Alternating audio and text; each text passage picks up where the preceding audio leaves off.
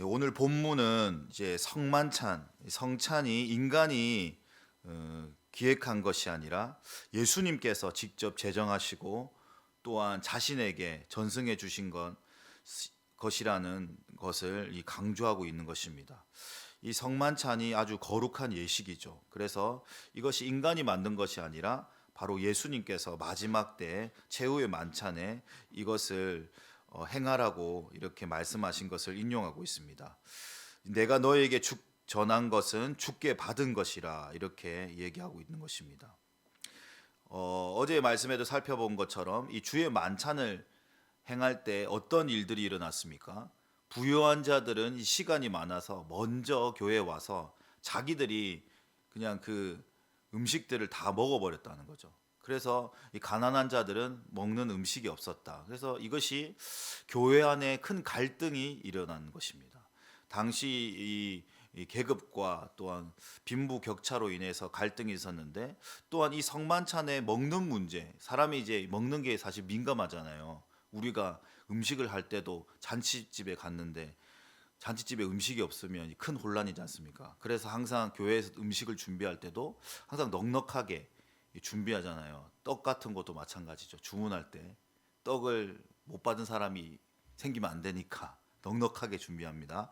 그래서 이런 분열과 무질서. 안 그래도 고린도 교회는 문제가 많은 교회였는데 이 먹는 것까지 문제가 생기니까 다시 또 바울이 이 문제를 해결하기 위해서 어떻게 합니까? 성찬의 본질이 무엇인가를 살펴보는 것입니다. 우리가 어떤 문제가 생겼을 때 이게 교회 문제뿐만 아니라 가정이라든지 관계라든지 가족의 문제가 생겼을 때 우리는 어떻게 해야 될까요? 성경으로 돌아가야 될 줄로 믿습니다. 할렐루야. 너무 우리 간단하고 쉬운 대답입니까? 성경이 무엇을 얘기하느냐? 이게 성경 안에 우리가 다 답이 있다는 거예요. 인생의 모든 답이. 그래서 사도 바울도 오늘 어떻게 시작하고 있습니까? 내가 너에게 전한 것은 누구에게 받은 것이다? 주님께 받은 것이다. 그래서 우리가 항상 생각할 때 아주 이 찰스 셸돈의 아주 기독교 고전인데, 예수님이라면 어떻게 하셨을까? 이 책이 있거든요. 이 제목에서부터 우리가 항상 의미를 두고 생각해야 될 것 같습니다. 항상 무슨 일을 할 때, 어떤 결정을 내릴 때 우리가 예수님이라면 과연 이 상황에서 어떻게 했을까? 그것을 항상 기억해야 되는 거죠. 그래서 오늘 사도 바울도 예수님께서 제정하신 이 성찬의 본질로 돌아가서 다시 이 교회 공동체에 어떻게 이 참된 의미를 선포해야 될지 얘기하고 있는 것입니다. 여러분, 이 성찬이 우리가 교회마다 또 이게 상황이 틀리죠. 근데 초대 교회에서는 항상 이 애찬 다음에 바로 성찬이 있었어요. 근데 정말 이게 귀중한 전통인데, 그래서 이 성찬이 자주 저는 제정돼야 된다고 생각하거든요. 이게 준비하신 분들은 좀 번거롭고 수고롭겠지만 이것이 단순히 우리가 빵과 포도주를 먹는 이 식사가 아니죠. 예수님께서 이 제자들에게 함께 나누시며 어떻게 말씀하셨습니까? 이것을 행하여 나를 기념하라라고 했습니다. 예수님의 이 땅에 오신 이 목적을 이 성찬을 통해서 완성하는 부분이죠. 그래서 단순히 이것은 이 빵과 포도주가 아니라 우리가 오늘 살펴본 24절, 25절에 예수님의 몸과 그리고 예수님의 흘리신 피를 얘기하는 것입니다. 예수님의 이 몸과 피는 무엇을 상징합니까? 바로 기독교의 근간이 되는 이 십자가의 대속의 은혜죠. 십자가의 대속의 은혜. 이 사명을 완수하기 위해서 인간의 몸을 입고 이 땅에 오신 것입니다. 그래서 마지막 때 예수님께서 제자들하고 식사를 하시면서 이 식사에서 이것을 얘기하고 있다는 것입니다. 자, 24절에 어떻게 기록되어 있습니까? 받아 먹으라, 이것은 너희를 위하는 내 몸이니라고 했습니다. 예수님께서 십자가에서 이 살이 찢기시는 이 고통을 당하시죠. 십자가에 살이 찢기시는 고통. 이 떡이 쪼개어진다, 이 살이 찢기진다, 이런 의미는 무엇을 얘기할까요? 바로 철저한 희생을 얘기하는 것입니다. 여러분, 예수님께서 십자가에 달려 돌아갔을 때 어떤 일이 일어났습니까? 성소에 있던 휘장이 아래로부터 위로부터 아래까지 이게 찢어졌죠. 이 찢어지면 무엇입니까? 이 찢어짐 말미암아 정말 그 1년에 단 한 번 제사장이 그 지성소로 들어갈 수 있던 그 성소, 가려져 있던 그 성소가 찢어짐으로 말미암아 우리가 바로 하나님과의 다시 연결되고 관계가 회복되고 바로 갈 수 있는 그런 이 계기가 되었지 않습니까? 그래서 이 십자가에서 살이 찢어지고 또 떡이 쪼개지는 것은 철저한 예수 그리스도의 이 희생을 얘기한다라는 것입니다. 그래서 이 영적으로 이 떡을 먹는 것은 무엇입니까?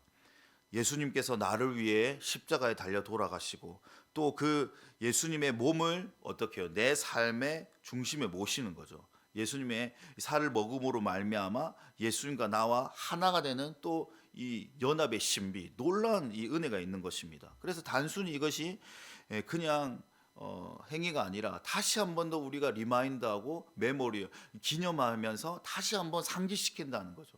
그래서 우리가 그냥 의례하게 흘러버리는 의식이 아니라 이게 참 무서운 게 뭐냐면 이 신앙이라는 게 간습화되고 형식화되면 어떻게 돼요?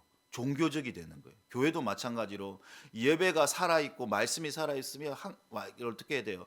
이 마음가짐, 대하는 태도가 정말 중요합니다. 어떤 마음으로 내가 예배를 드리고 이 말씀을 읽고 또 말씀을 듣느냐.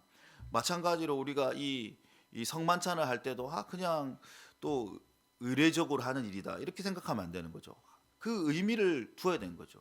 사실 이것은 가톨릭은 이 화채설이라고 해서 이 먹는 즉시 이것이 어떻게 해요? 진짜 예수님의 몸과 피로 변한다고 믿고 먹는 거예요. 이런 신앙은 우리가 좀 받아들여야 되는 거예요. 우리가 사실 이 성만찬 여러분 대할 때 어떻게 합니까? 그냥 아무 생각 없이 하시지 않죠. 근데 이 가톨릭은 그 순간에 이 빵과 포도주가 진짜 예수님의 살과 피로 변한다고 믿는 마음으로 이걸 대하는 거예요. 이런 신앙은 우리가 정말 받아들여야 되는 거죠. 진짜 이것이 예수님의 살이다, 예수님의 피다 하면 여러분 어떻게 해요? 그냥 의례적으로 그냥 습관적으로 이것을 대하지 않을 겁니다. 준비하시는 분들도 정말 이것이 예수님의 몸이다, 이게 정말 예수님의 피다, 그런 마음가짐으로 준비한다면 여러분 정말 삶의 놀라운 은혜와 회복이 있을 줄로 믿습니다. 25절 말씀입니다. 25절 어떻게 기록되어 있습니까? 이 잔은 내 피로 세운 새 언약이라고 했습니다. 여러분 시간 관계상 다 설명할 수는 없지만 구약 시대에는 어떤 제사를 드렸죠? 동물의 제사입니다. 동물의 제사. 그래서 동물의 피로 이 제사를 드렸어요. 그래서 이 제사장이 그 동물을 머리 위에 이 안수하면 죄가 전가되고 죄가 없는 동물이 희생되면서 우리는 이 속죄함을 받게 되죠. 그래서 번소화석권이라는데 레위기 1장부터 5장까지 나오는 게 번소화석권, 이스라엘의 5대 제사죠. 그 의미가 다 담겨 있는 겁니다. 그래서 이 피의 제사를 통해서 부분적으로 우리는 제사함을 받은 거죠. 왜냐하면 죄를 지을 때마다 동물들이 끊임없이 희생되었어요. 얼마 전에 몇 년 전이죠. 그런 책이 나왔는데 여러분 한번 생각해 보죠. 여러분 한번 상상해 보십시오. 정말 수많은 동물들에 나와가지고 그 도살장에 끌려가서 막 죽고 그러면 그 동물들의 비명 소리와 함께 그 피 냄새가 진동하면서 여러분 아비규환의 현장일 겁니다. 이게 그냥 정말 거룩한 예식이 아니라 또 그 동물들 태우잖아요. 그 피 냄새와 그 태우는 냄새가 하나님께서 그게 향기로운 냄새라 해서 흠향하신다고 이렇게 개혁하는 거를 표현되어 있지 않습니까? 그게 과연 향기로운 냄새일까요? 그게 아닐 겁니다. 정말 아비규환의 현장인데 그런 제사를 통해서 하나님께서 무엇을 우리에게 얘기하고 싶었을까? 죄는 반드시 이렇게 정말 잔인하고 피비린내 나는 정말 끔찍한 것이다. 그런데 이것을 통해서 내가 새롭게 깨끗하게 될 것이다. 그러면서 또 그 현장을 보면서 우리는 어떻게 마음을 가지는가? 다시는 이런 죄를 지으면 안 되겠다. 이런 것을 상징하는 그런 이 동물의 제사였습니다. 그렇지만 예수님의 완성하신 것은 무엇입니까? 부분적이 아니죠. 예수 그리스도께서는 단번에 십자가의 희생으로의 제사로 말미암아 어떻게 해요? 완성하신 거죠. 구원의 은혜를 완성하신 겁니다. 그래서 영원한 제사장으로 이 땅 가운데 오시고 영원한 우리의 구속을 완성하신 것입니다. 그래서 이제는 더 이상 우리가 제사를 드릴 필요가 없죠. 이것이 율법이 폐하여진 게 아닙니다. 율법이 폐해진 게 아니죠.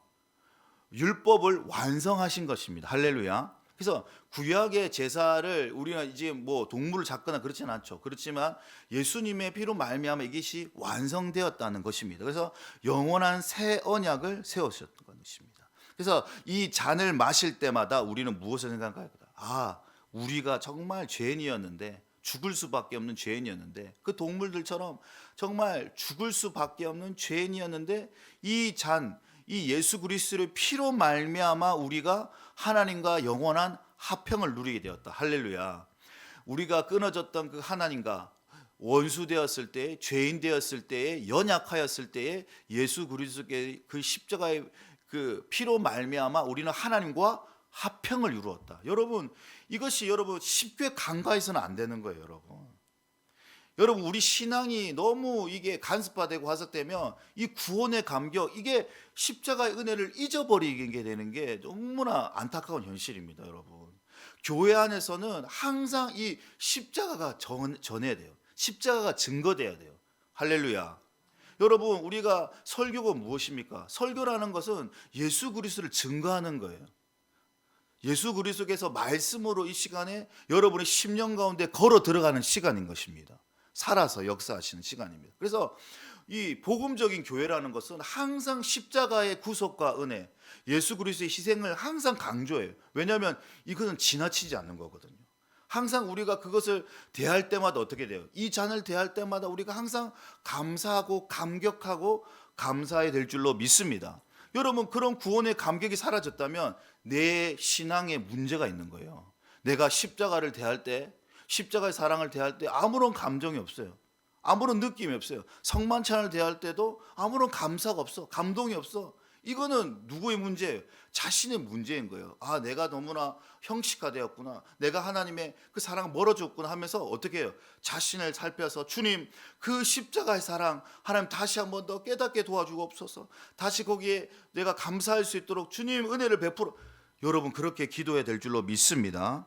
여러분, 이것이 그냥 단순한 사건이 아니에요. 그러면서 예수님께서 뭐라고 얘기하십니까? 이것으로 나를 기념하라는 것이에요. 여러분, 기념하는 삶이 무엇입니까? 기억하고 삶으로 그것을 살아내라는 삶이라는 것입니다. 우리는 너무나 이것을 쉽게 잊어버리죠. 그래서 우리가 이 기념관을 통해서 우리가 누굴 돌아갈 때도 누구누구 기념관 하면서 그 사람을 기리잖아요. 사람은 쉽게 망각하는 거예요. 은혜도 쉽게 우리가 잊어버리는 거예요. 그래서 우리가 항상 그 말씀을 읽을 때도 어떻게 하라고 했습니까? 그 말씀을 어디에다 새기라는 거죠? 내 마음판에 새겨야 돼요.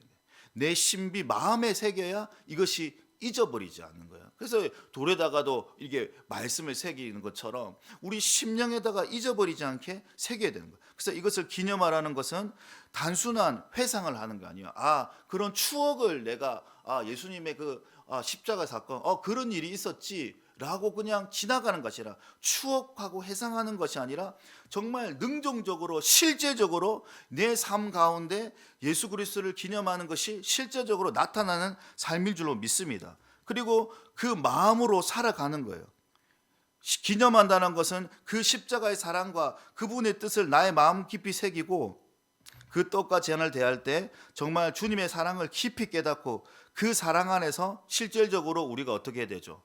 내가 용서하지 못하는 형제까지도 용서할 수 있다는 겁니다.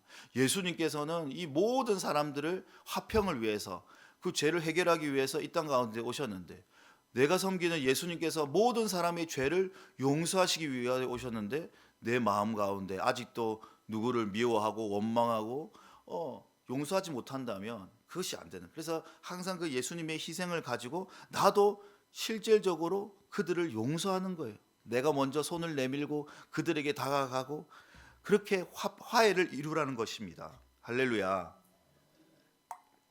그래서 죽으심을 어떻게 해요? 이 성망찬을 행할 때 어떻게 해야 하겠습니까? 우리는 주님의 죽으심을 어떻게 해요? 주님이 오실 때까지 전하는 자가 되어야 된다는 것입니다. 주님이 오실 때까지 우리는 이것을 전하는 자가 되어야 된다. 그래서 성찬은 무엇입니까? 예배당 안에 머무는 것 신앙이 아니에요.